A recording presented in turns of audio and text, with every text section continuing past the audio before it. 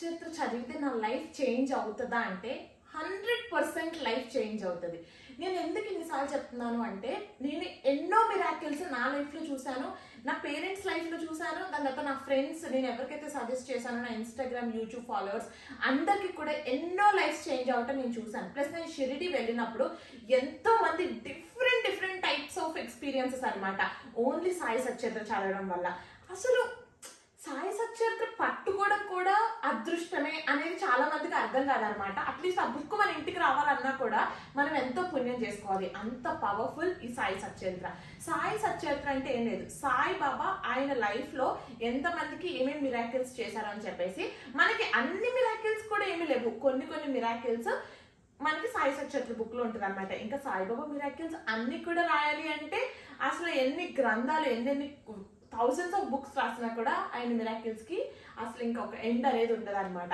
So Sai Satcharitra చదివిన తర్వాత కూడా నాకు ఎందుకో లైఫ్ చేంజ్ అవ్వలేదు అని చెప్పేసి ఇలా మాట్లాడే వాళ్ళకి నేను ఫస్ట్ సాయి సచ్చరిత్ర ఎవరైతే చదవాలనుకుంటున్నారో, లేకపోతే ఎవరు ఆల్రెడీ చదివి ఉన్నారో వాళ్ళకి నేను ఒక చిన్న పాయింట్ హైలైట్ చేద్దామని వీడియో చేస్తున్నాను. సో బేసిక్గా సాయి సచ్చరిత్ర చదివితే మన జీవితం మొత్తం, మన లైఫ్, మన డెస్టినీలో ఏదైతే రాసి ఉంటుందో అన్నీ కూడా ఈ సాయి సచ్చరిత్ర చదవటం వల్ల మనం లైఫ్ మంచిగా లీడ్ చేయొచ్చు అని చెప్పేసి అంటారనమాట. ఎందుకని అంటారో తెలుసా? ఇప్పుడు ఫర్ ఎగ్జాంపుల్ మనం ఏదో దేనితోనో బాధపడుతున్నాం, ఏదో జాబ్ రావట్లేదనో లేకపోతే హెల్త్ బాగోలేదని చెప్పేసి ఇలా చాలా డిఫరెంట్ టైప్స్ ఆఫ్ బాధలు ఉంటాయి అనమాట. ఏ బాధకైనా సరే ఒకటి ఫస్ట్ మెయిన్ సొల్యూషన్ ఏంటో తెలుసా? మనం అదే దైవం కాళ్ళు పట్టుకోవడం, దేవుడి కాళ్ళు పట్టుకోవడం అనమాట. ఎందుకంటే ఎంత మంచిగా ఉన్నా కూడా 1%లో అన్ని పోవచ్చు. ఆ 1% ఫిల్ చేసేది ఏంటో తెలుసా? అది God's blessings. Parents and God's blessings are really important. So మనము సాయి సచ్చరిత్ర చదవడం వల్ల ఇలాంటి ప్రాబ్లమ్స్ నా లైఫ్లో వచ్చినప్పుడు నేను ఎలా లీడ్ చేయొచ్చు అనేది తెలుస్తుంది. ఎలా తెలుస్తుంది?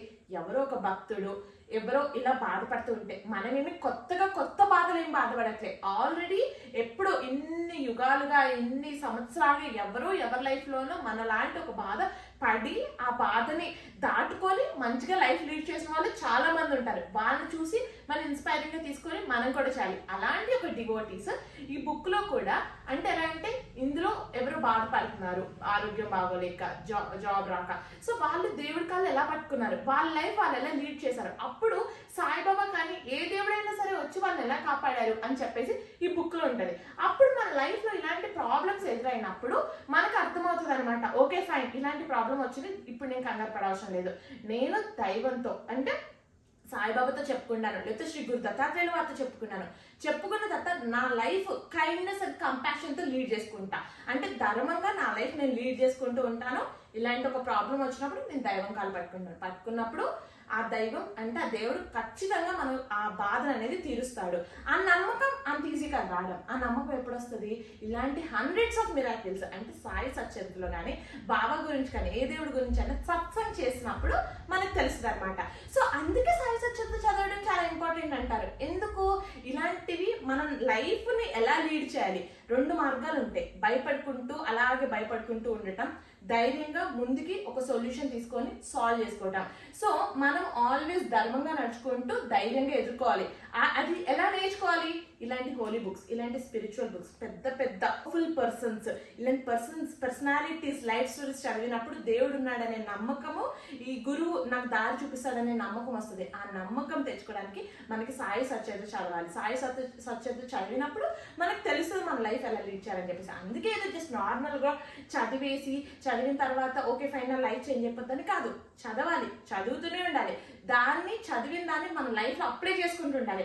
అప్లై చేసుకొని శ్రద్ధతో చదవాలి, సహనంతో, ఓర్పుతో, నమ్మకంతో మనం బాబా గారు యొక్క చేసిన ఆ పనులు లీలలు ఏవైతే ఉన్నాయో మైండ్లో పెట్టుకొని ఆయన మీద చాలా ప్రేమతో మనం నమ్మకంతో ఉంటే 100% సొల్యూషన్ అనేది వస్తుంది. ఎఫర్ట్లెస్ గా సొల్యూషన్ వస్తుంది.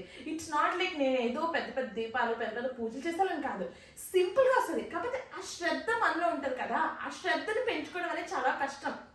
సో దానికి మనం ఎఫర్ట్ పెట్టాలి. ఎఫర్ట్ అక్కడ పెట్టాలి, ప్రాబ్లమ్కి సొల్యూషన్ తెచ్చుకోవడానికి ఎఫర్ట్ కాదు.